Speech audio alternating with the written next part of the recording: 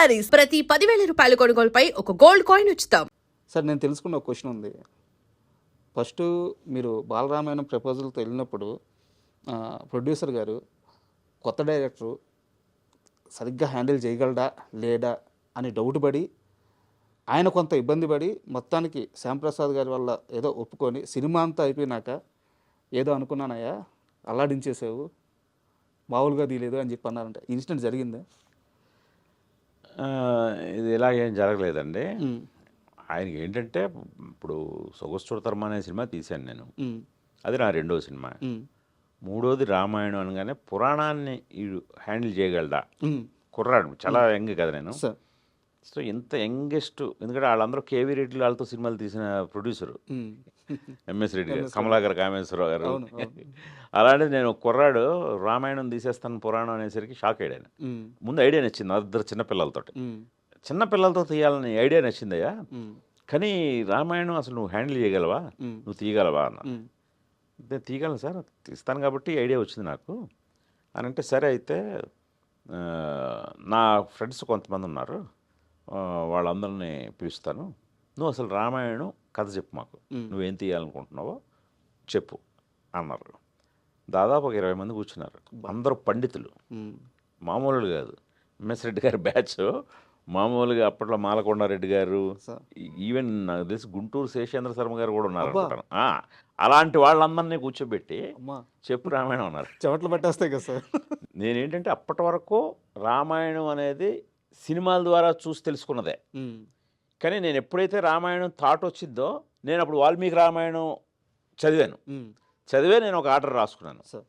So అందుకని ఆ command తోటి మొత్తం చెప్పిన ఆ ఫస్ట్ సిట్టింగ్లోనే వాళ్ళందరికీ కాన్ఫిడెన్స్ వచ్చింది, ఇతను తీయగలడు, ఇతను పాత్రలను అర్థం చేసుకుని తీరు కానీ, ఇతను సటిల్గా చెప్పిన విధానం కానీ ఖచ్చితంగా ఇతను తీయగలడని వాళ్ళందరూ ఓటేసాక అప్పుడు సినిమా మొదలైంది.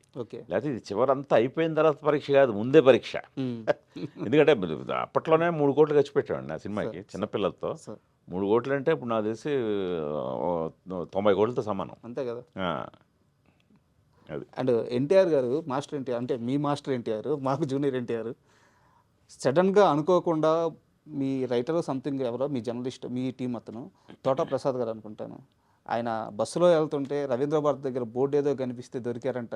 అసలు జూనియర్ ఎన్టీఆర్ గారు రావాలి అన్న ఎలా వచ్చారు, ఆన్ బోర్డు ఎలా అయ్యారు?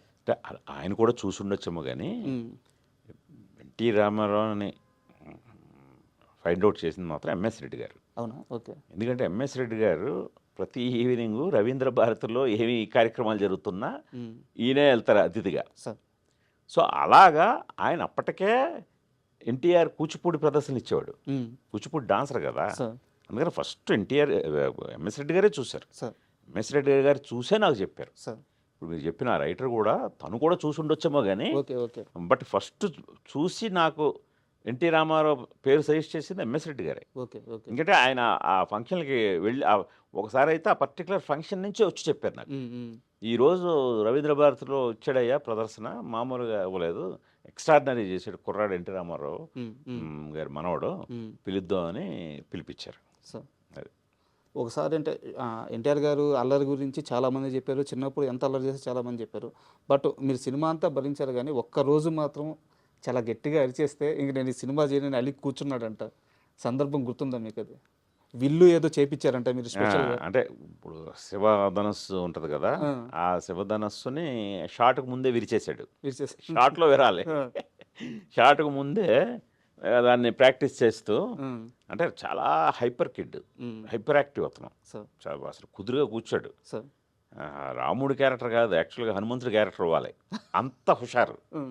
ఒక చోట కూర్చోడు, మేము కంట్రోల్ చేసి కూర్చోబెట్టేవాళ్ళం. సో ఆ ప్రాసెస్లో అందరూ పిల్లలు కదా, ఆ పిల్లలతో ఆడుతూ ఉండేవాడు. ఆడుతూ ఇప్పుడు నేను నెక్స్ట్ చేయబోయే సీన్ వాళ్ళ ముందు పెర్ఫామ్ చేశాడు.